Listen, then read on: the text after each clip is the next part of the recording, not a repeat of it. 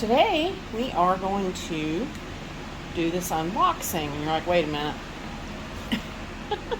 Wait a minute. That's an Amazon box. I know. Funny, right?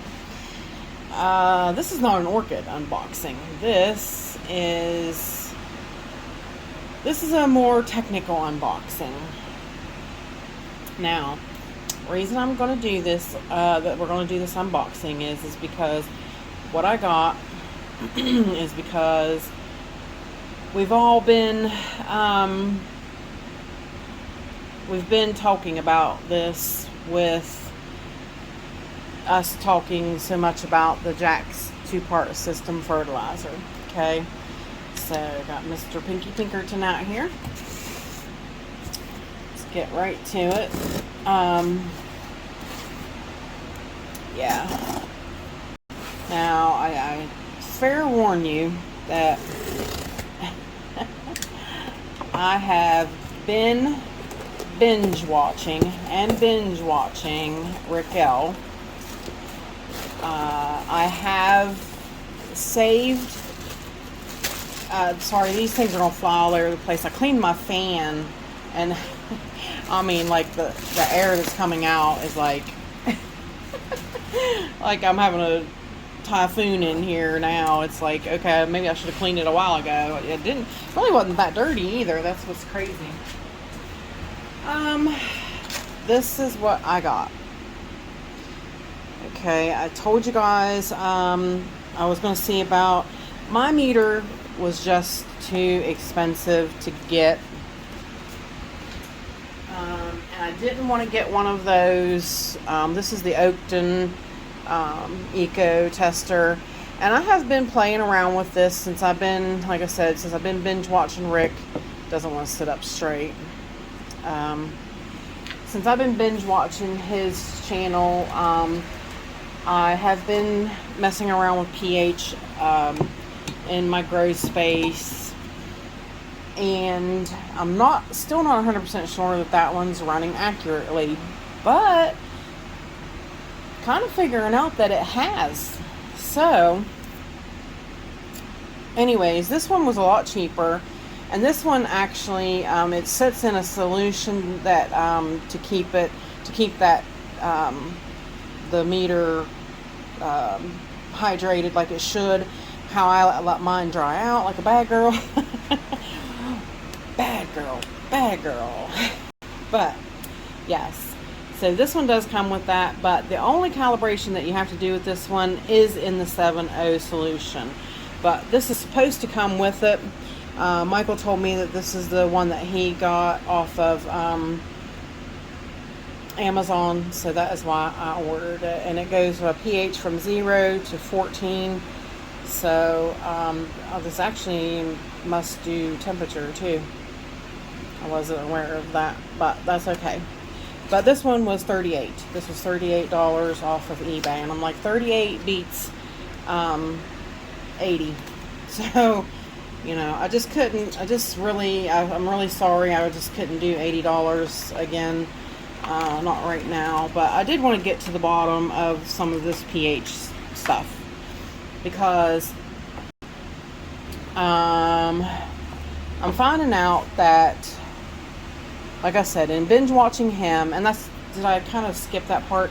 I've been binge watching his channel, and if it had good information in it, then I saved it to a playlist on my channel. So anytime you guys want to, you can go to my channel, go to my playlist, and you can pull up his videos that I found interesting and that had great knowledge in them, and you can pull them up there and watch them. So yeah, I wanted to get that out of the way, and I kind of skipped my thought, I think, in that process. So this is the meter. It's a nice meter, and it's got a nice flat head that it'll sit on. That's a plus. That's a definite plus. Okay, and it comes with, this is the buffer solution, which I have a whole bottle from General Hydroponics, because like I said, this one had to sit in that. So I have a whole bottle of that solution. This is what I didn't have. This one requires that. This one did not. This is pH electrode storage solution. Always keep pH sensor wet. If dry, refill the cap. Salt deposits are normal. Wipe off with a tissue. Never touch the sensor probes. Do not use with a TDS EC meter. This is not for calibration. Additional solution is available for purchase. Okay. So, yeah.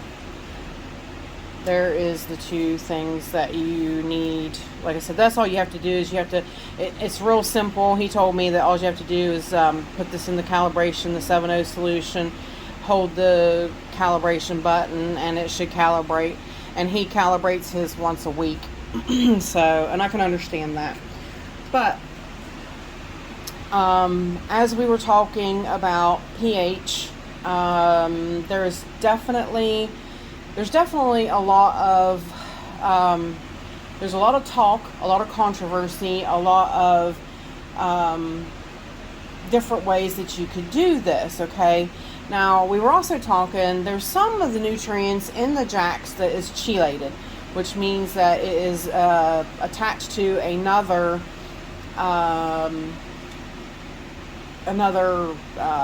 element, so it's bonded to that other element so that your plants will take it up readily. So, which manganese was one of them that was,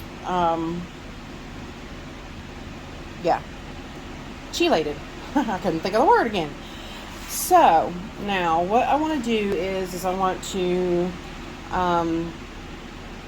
kind of stop for a second, and I want to show you a couple of the charts. Now, this is where things got a little, a little weird, but I'll explain that as soon as I get the other video. So hang tight, and I will be right back.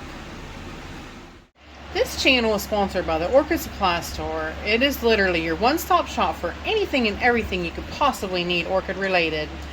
And they even sell orchids. Use my name code Hillbilly in the code section for a 12% viewers discount. So go check them out, y'all. Again, I have to use my weird little phone. One of these days I could afford I don't know if it'll spin, it probably won't. I'll have to see if I can afford an iPad so I can do this better. But this is the chart that Rick used in his video, okay? And I got really concerned because when I checked my jacks in my zero water that I filter, when I check my jacks after it's mixed, according to this meter, it was 5.3. So Michael was like, that's really too low. So if you look on here, 5.3, if you look, 5.3 would just be right here below 5.5, like in between 5.5 and 5.0. And you look, I would totally be missing nitrogen. I would totally be missing potassium, or NPK, Paula, come on. Phosphorus. And then I would be getting just a little bit of potassium, a little bit of calcium, absolutely no magnesium. I would be missing manganese. I would be getting a little bit of iron and boron a little bit. So you see how, but the thing of that is that, and like me and Michael had discussed, this chart is actually, this is a soil pH chart. And Rick, this is what Rick had on his video. And Rick suggested in his video, he said that you should bounce your pH around so that your plants get a wide variety, like a buffet of different pHs, so that they can absorb what they need at that pH range. Okay, so, and I was like, well, that makes sense. He's like, you ever eat a bologna sandwich, like you eat a bologna sandwich continually, well, you'll wind up losing other nutrients. You'll get nutrient deficient in things because that's all you're eating is a bologna sandwich. Well, like, you're like a plant, you get tired of eating just a bologna sandwich. You'd like a variety too. So, and I'm like, well, that does make sense. That makes perfect sense. So I'm like, okay, so I have never really messed with my pH. But of course, if you look at my plants, like I said, honestly, everybody have seen my weekend walk-arounds. Do my plants look like they're neglected or they're deficient in anything? No, they don't. My phals, and that is the main reason that I've gotten to dig into some things deeper, is because my phals do need something. Something more needs to go on with my phals. And Rick did start changing things up with his phals, but unfortunately got sick and really couldn't, complete the thought. Because he probably, like he said in there, and I'm the same way, I'm just trying to help you guys understand. I would never, ever, ever want to hurt anybody's collection, ever. So that's not my goal at all, and that's what he said. He's like, I'm just trying to explain some things. I don't ever want to hurt anybody's collection. And that's the truth. I mean, that's not what we're here to do. We're here to help. So sadly, I wish Rick was still here, and talked to me a lot on, I didn't even care if it would be email, but, he does have his own things going on. And I'm so thankful for when I do get to hear from him. I really am. It just makes my day. It really does. But anyways, yeah, so him saying that, we need to jump pH around. Well, okay, I went ahead and tested my tap water, the pH. Now, according, like I said, to this old meter, the pH of my tap water is 7.0, which that's what most people's tap water is, 7.0. So I checked my reverse osmosis water that I'm filtering through my zero water filter. pH was 4. 4. That is really, really acidic. And I did go online, and actually Brenda found it though. Brenda from Orchid Delirium, because I've been discussing some of this with her as well. She found online that the zero water filter does filter everything out and really makes your water acidic. So there you go. That's why when I would put the jacks in, that it would only bring it up to 5.3. Now, if I started with 7.0, like my tap water would be, which I tried it, I did this, I put it in a gallon of water, and I mixed my jacks like I would. From 7.0, the buffers and stabilizers in jacks actually brought my pH down to 5.8, which is what they consider a sweet spot. Okay, and like Rick said in the video, they consider that a sweet spot, but because he's going by, this calcium and magnesium barely meet right at 5.8. They barely overlap each other at 5.8. So I guess that's why he suggested then, to do like 5.9. So 1 week, so you get more magnesium, and do like 5.7 1 week, so you get more calcium, so that you kind of vary it.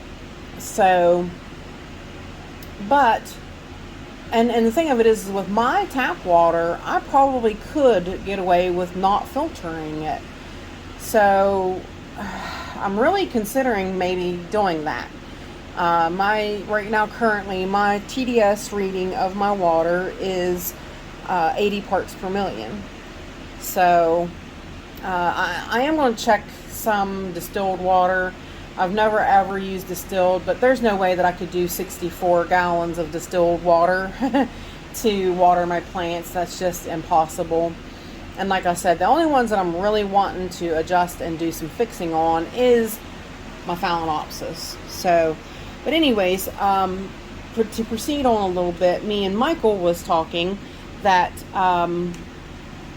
he said if I was going to trust a hydroponics chart, because like I said, that chart that Rick was using was a soil chart.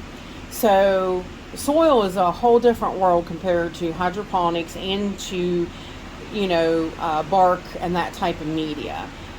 We would be more similar to hydroponics than we would be actual soil. So he said that if he would, Michael suggested, he said if I would trust any chart, it would be a cannabis or weed pH chart for hydroponics. And he had sent me this chart. Now, if you look at this chart is completely different. Okay? If you look here, calcium and magnesium are pretty well in line with each other, right about 6. Like really, calcium starts at about 6, little below, maybe 5.8. It might start at 5.8, and then it comes up, and then they're both kind of right in line. So, according to this one, hang on, let me do this. I've done this before, but I didn't think about it. Okay, yeah. So if you look down here, it's down here 6, and like I said, it starts right about just a little right before 6, so about 5.8 is probably what, again, they're considering the sweet spot. But they're saying that the basic good grow lines is between 5.5 and 6.5. So it's like, well, kind of like, who do you believe, So I think I am going to maybe start fluctuating my pH a little bit with the jacks. I think I'm going to try it. I'm going to try it on probably just a few plants and maybe just my Phalaenopsis. See if, I don't maybe get something to change in them. Maybe a few, maybe pick a few Cattleyas, just do those cats and just do my phals and see, like maybe just the Phalaenopsis table here in the center of the room. Just pick a few to test this out on. Because like I said, you look at my other plants and the other plants do not really look like they have any issues. But I mean, this really raises a lot of questions, it really does. Like I said, if you look here at 6, you follow it right up, and at 6 you're hitting everybody really pretty decently, except for manganese. But like I said, manganese is it's chelated, so in the jacks, so it's attached to I think iron. I think it's attached to, I can't remember, don't quote me on that, but it is chelated. It's attached to another element so that it's absorbable. So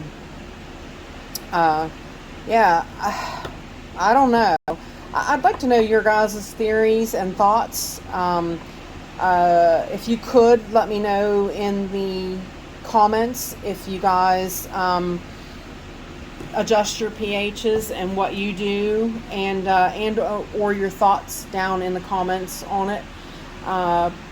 Please. I'm really, like I said, I'm really interested in this. I'm really considering that, some changes, and I would really, really like to know all y'all's thoughts. I'd like to know what you guys do. Also, I just want to say too that Rick did suggest in the in his videos that using, of course, the baking soda to bring up your pH is the best, but to actually purchase a pH down, because he said that, and it does stand to reason that if you use vinegar or lemon juice or things like that, there are other things in there that your plants, and other acids that your plants don't need. So those other acids could actually harm your roots. So you just need whatever's in the pH down. And General Hydroponics, just like this 7.0 solution, they actually sell a pH down. I think I do have it. I'm pretty sure I do have it. Yes, I do. It's actually in a sealed, and it's a little dirty, so sorry, I'm wiping it off a little bit.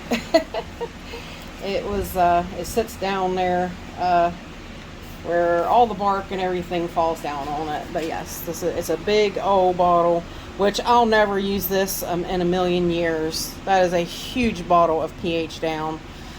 And I do have my baking soda, so I am pretty well good to go with doing some adjustments on everything. And I do now have a perfect meter, so I am going to get this meter. That's nice. That is like it's like a soft cap. That is really, I do like this meter, Michael. Thank you for suggesting it for me. I really appreciate that. So there you go. But I did want to do this, and like I said, I'm just kind of putting the feelers out there for right now. If you want to talk more about this, please let me know. And like I said, I would really like to just like you guys to, in the comments, tell me what you do. Tell me if you do adjust your pHs or anything. Please, yeah, I'm like I said, I'm so curious about this. I've been researching so much that I've almost got a headache over it. Like, I have read and really, gotten into so much that I kind of am going to step back from it for a little bit. Do you ever just like try to jump in and absorb everything you can about it, but then you just get kind of weak from your brain's just kind of over on overload? You can, your brain only can absorb so much, and then it just stops. So I'm kind of at that stopping point right now that I need to just talk about this with you guys a little bit. Ask you if you want to get a little further into this now that, I do have a new pH meter, and I am going to start checking some things out. So please, again, leave me your comments, and I look forward to talking to you guys. So with that said, I appreciate all you beautiful, wonderful people stopping by and hanging out with me. And bye for now, y'all, till we meet again.